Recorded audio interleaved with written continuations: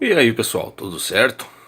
É o seguinte, trazendo para vocês aí uma dica, uma ideia para montagem de um projeto de um amplificador, né, baseado em sucata, primeiro de tudo, que é interessante, e segundo que ideal pela facilidade de se trabalhar com esse tipo de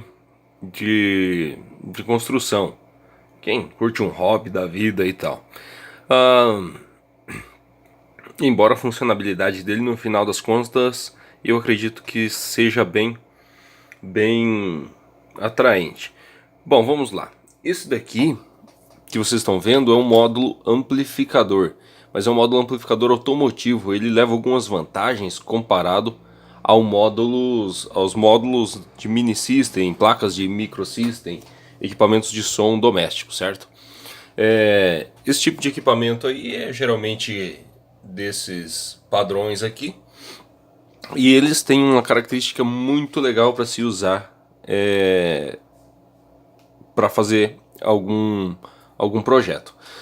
Primeiro de tudo, você vai ter que identificar, lógico, se o amplificador é classe D ou tradicional ABzão, né? Se for o classe D, ignora. Eu particularmente não sei manipular esse tipo de equipamento. Talvez tenham outras pessoas aí no YouTube e tal, na internet, que saibam trabalhar dentro de um classe D. Eu particularmente não. Então vou falar para vocês aqui hoje dos classes AB transistorizados, né, de alta corrente, de consumo de alta corrente, aquecem bastante e mas é um equipamento mais analógico, mais prático de se trabalhar. Vamos lá. A vantagem de se trabalhar dentro desse tipo de placas é porque ela é muito modulada. Então aqui, inclusive, o fabricante ele desenha traços na placa para separar as etapas de áudio e alimentação. Então aqui, como você pode ver, tem a partir da fonte até aqui, tá? Que ela pega os 12 volts da bateria do carro e converte para algo em torno de 50 volts. E aqui, até neste outro traço, você tem a etapa de potência, amplificador de potência, né? Com 4 transistores para cada lado. Isso significa o quê? 2 transistores por canal, ou seja, temos 2 canais aqui para lá e mais 2 canais para cá, como se fossem duas placas estéreos, uma colocada de frente à outra. Então a gente tem 4 canais de áudio dentro desses amplificadores. Isso não é um padrão, tudo bem, vai ter vários modelos, mas eu acho que uma grande maioria seja dentro dessa faixa. E tem etapa aqui de pré-amplificador. Os pré-amplificadores dele, eu não sei se ele vai trabalhar, por exemplo, com níveis de sinal de uma guitarra, por exemplo, de um microfone e tal. Mas, trabalhando dentro de níveis de áudio um pouco mais elevados, eles têm algumas funções legais de atenuação de frequência, controle de tons, alguns modelos e tudo mais. Cortes de algumas frequências. Também é uma etapa boa. Quando a gente encontra esse tipo de equipamento no lixo, a gente naturalmente não sabe qual é o defeito. Muitas vezes, por ser muito estressado a parte da fonte, elas podem ter defeitos na parte da fonte. Nada impede também de ter uma etapa de amplificador queimada. Afinal, se por exemplo lá o aparelho pede a montagem de 4 ohms de alto-falante, vem o usuário instala vários alto-falantes pendurados, essa impedância ela cai muito e fazendo a queima, certo? Então nada impede de ter uma etapa de potência queimada. Em geral, eu acho que uma das mais difíceis de se dar problema está na etapa aqui de pré-amplificador com os 4558. Mas, independente de qual etapa esteja com defeito, sempre uma ou duas delas a gente pode aproveitar.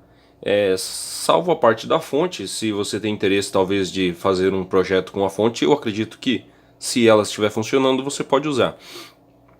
No geral, como o objetivo aqui é mais a parte de amplificação, qual que é a dica? Primeiro de tudo é isolar a parte da fonte, Por quê? Porque a gente vai injetar tensão para fazer o teste do amplificador e depois, logo em seguida, a gente vai fazer o teste de áudio, se ele está funcionando de fato.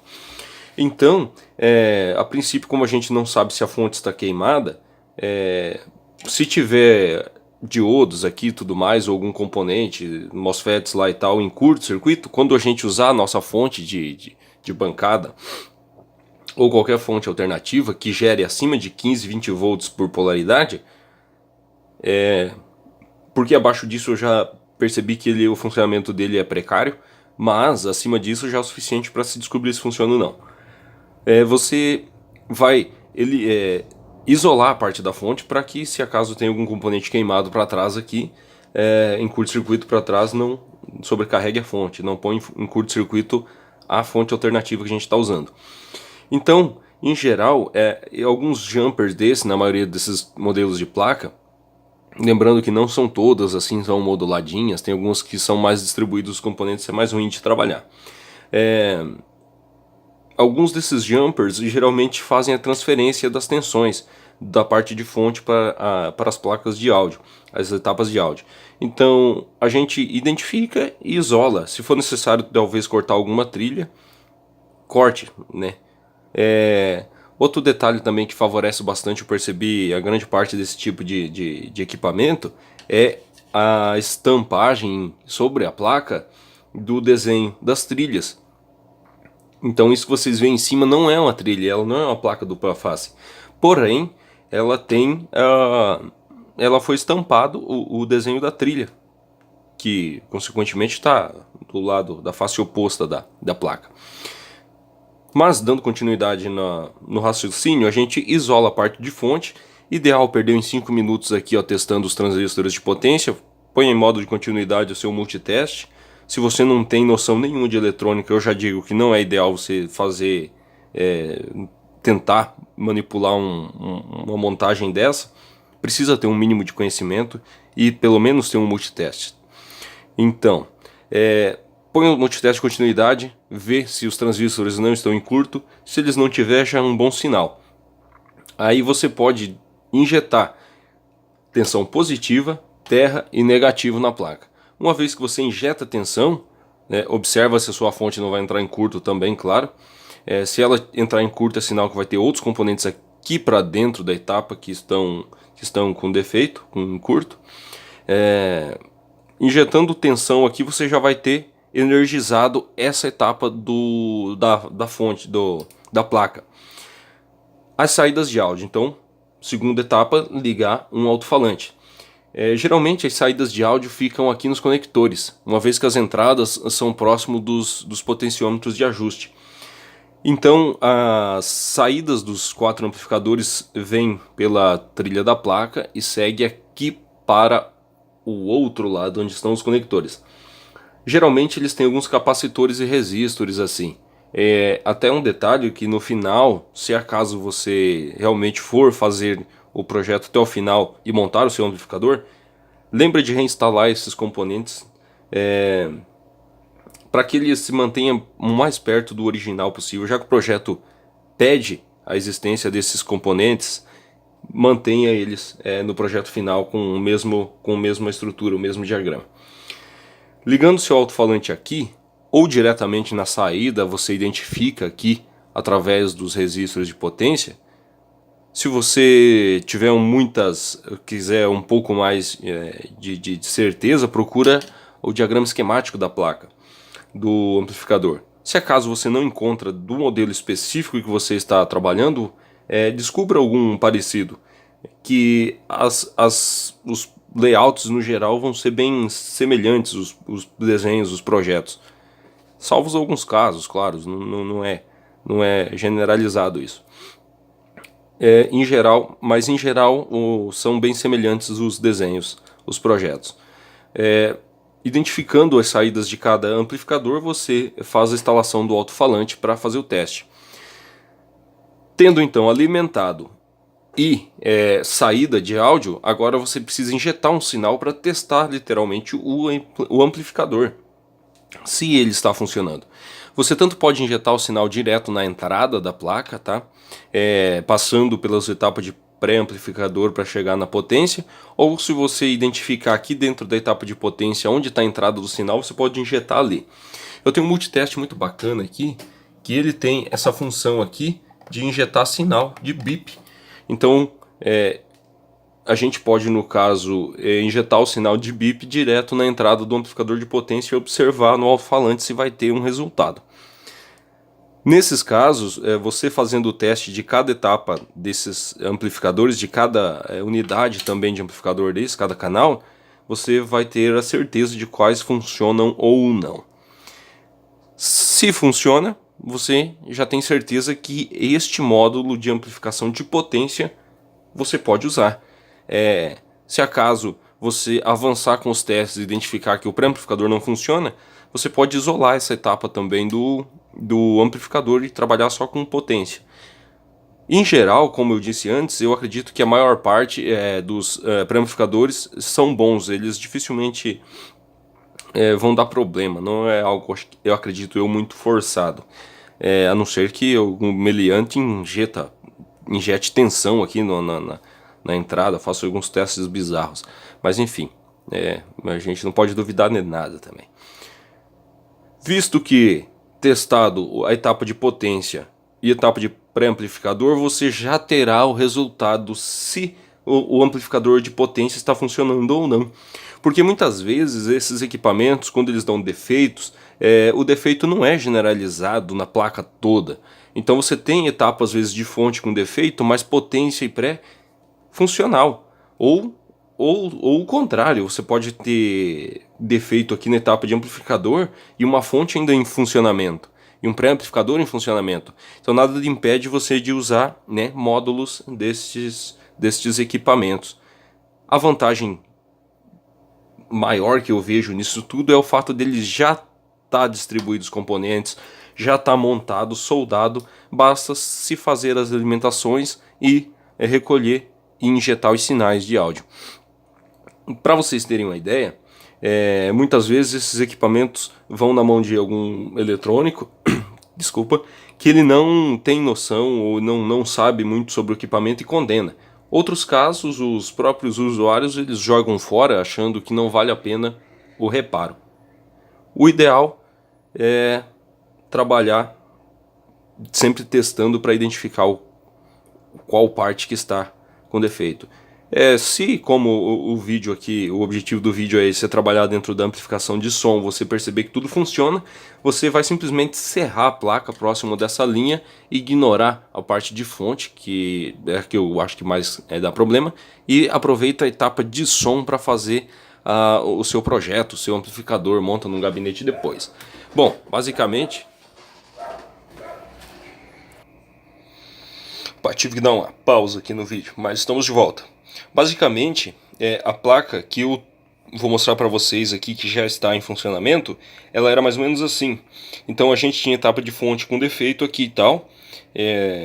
Já está faltando um monte de componente que eu já retirei. E serrei ela e sobrou simplesmente a parte de pré-amplificador e potência. Tá ok? Então aqui a gente tem os 4 amplificadores, os transistores no escuro, vocês não vão ver. Mas lá tem os outros 4 transistores, etapa de pré-amplificador. Esse daqui, especificamente, ele tinha alguns ajustes de tom e alguns interruptores aqui de corte, atenuação de algumas frequências. Aqui temos o fio terra, tá? Que já está ligado lá na fonte, os dois do centro. Positivo e linha negativa, eu estou injetando aproximadamente 20 volts, a caixinha de som pelo fio verde está ligado em um dos canais daquela parte da placa. Então vamos injetar som para fazer o teste, para vocês verem que realmente funciona. 20 volts, 20 volts, vamos encontrar o som aqui no vídeo. Tá. Só para lembrar que o sinal está sendo injetado aqui, passa pelo amplificador aqui, não trabalha dentro do amplificador, tá? Isso aqui é um modo que eu montei que ele está em bypass, vem do computador direto para essa saída. Então vamos soltar o som. Aqui o som que você ouve já é da caixinha. Vou dar um pouco de volume aqui.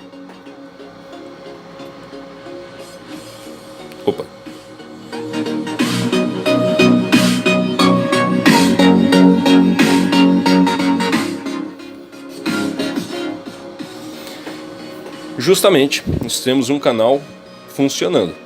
E nesse caso, desse modelo de amplificador aqui, ele tem duas entradas que são mixadas e são ajustadas o volume por esses dois potenciômetros. Mas do outro lado aqui tem mais uma entrada que tem as atenuações, acredito que para ser usada para o subwoofer, no caso de usar em um carro, amplificador automotivo de fato. Nesse caso aqui, então, só para vocês verem, tem uma placa funcional saindo da sucata, que pode se tornar o meu gabinete de som, né, o meu receiver. Vou usar essa placa, vai ser montada de fato no gabinete para mim usar num sítio. Outro detalhe interessante, que talvez vocês tenham ficado curioso, é quanto ao amplificador que eu estou usando aqui. Esse daqui é um amplificador classe A. Deixa eu desligar o som aqui. Beleza. Esse é um amplificador classe A, que é um projeto que está dentro do canal do Valdemar Gomes. Tá? Entra no canal desse logo aqui. Tem muito projeto interessante. Ele vende alguns amplificadores também. É um projeto bem simples. Ele disponibiliza as silks para você fazer impressão na placa. Pelo número de componentes e a construção dele, a simplicidade, o resultado é bizarro. O som vocês não vão conseguir ouvir naturalmente por causa da gravação do telefone celular, mas é muito bom. A parte de graves do som produzido por esse amplificador, ela é muito fiel. Ele não tem muita potência naturalmente, o consumo é alto, mas a qualidade é excepcional.